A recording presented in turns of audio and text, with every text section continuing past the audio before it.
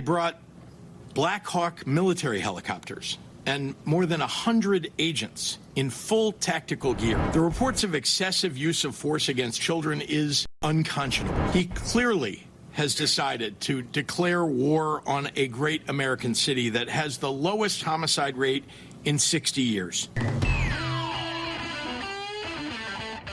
I really like how JB Pritzker does politics, and he's been super solid in his response to the Trump Chicago raid. So I wanted to go back to another speech, another announcement that he gave on this. If you can, take a moment, leave us a like on the video. It helps us out in the algorithm, gives us a boost. We're trying to get to 30,000 subscribers. Would love if you help us out. And let's hop right into this takedown. There's been zero accountability or transparency from ICE or the administration. Last week, federal agents dressed in camouflage gear conducted a military-style raid on an apartment building in South Shore, a neighborhood of Chicago. They brought Black Hawk military helicopters and more than 100 agents in full tactical gear.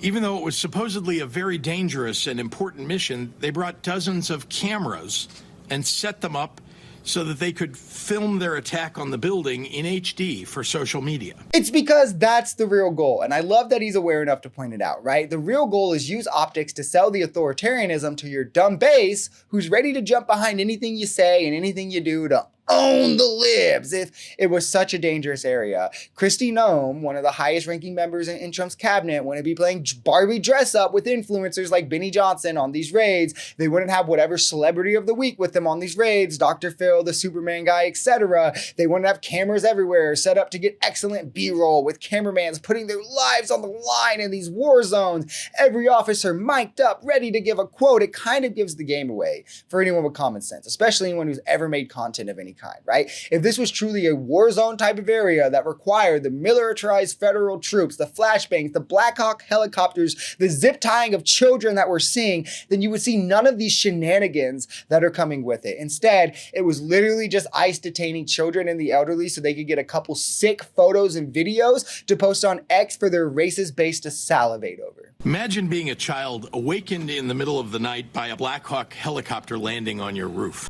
Imagine an armed stranger entering your home and forcibly removing you from your bed, zip-tying your hands, separating you from your family, and detaining you in a dark van for hours. This didn't happen in some faraway authoritarian regime. It happened right here in Chicago, right here in the United States of America. The reports of excessive use of force against children is unconscionable. It's sights of children being zip-tied, the elderly being left in U-Hauls for hours, half-naked citizens being drug out of their homes and forced into the street. They did not discriminate against who they harassed, that is, as long as they were brown, whether they were legal or not. However, they did not care. To pretend that trauma inflicted on these children are worth it for a mission that was just designated to find 2 suspected gang members, not confirmed, and we still haven't had confirmation that there was any days later, which leads me to believe that there was none. To pretend that the pain and suffering inflicted, that flying helicopters in American cities throwing flashbangs at US citizens is okay for this is insane. Why did we do this to ourselves, MAGA? You voted for this, justify it. There was never an insurrection or an invasion on the ground that justified the deployment of the military to our American city. We stood out there on a beautiful day at River Point Park to make that point. Donald Trump's deranged depiction of Chicago as a hellhole, a war zone, and the worst and most dangerous city in the world was just complete BS. He clearly has decided to declare war on a great American city that has the lowest homicide rate in 60 years, in a state that has record employment and near record tourism. And he's done it for some unspoken reason. Which is important to discuss because this is a city that very clearly has systemic issues that downstream lead to crime.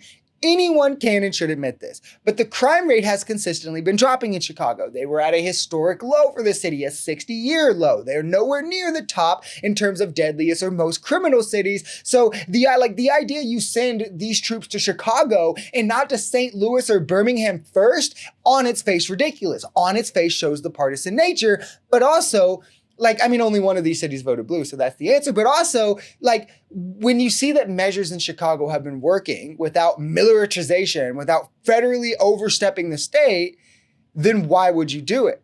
Why would you need to do something that very clearly might escalate it, especially in the context of Chicago, and lead to more crime? None of the reasons Trump or MAGA sets out or pans for doing this, explain or justify it. They're just flimsy defenses to allow Trump to do dictator-level actions that they wouldn't sign off on for anyone else. Case in point, Kristi Noem herself said that Joe Biden would be a dictator if he federalized the National Guard against the state's wishes, and now they're doing it to blue state after blue state after blue state, even trying to bring in red state National Guard to the blue state. We're in a dictatorship, guys. Democracy has never been so cooked.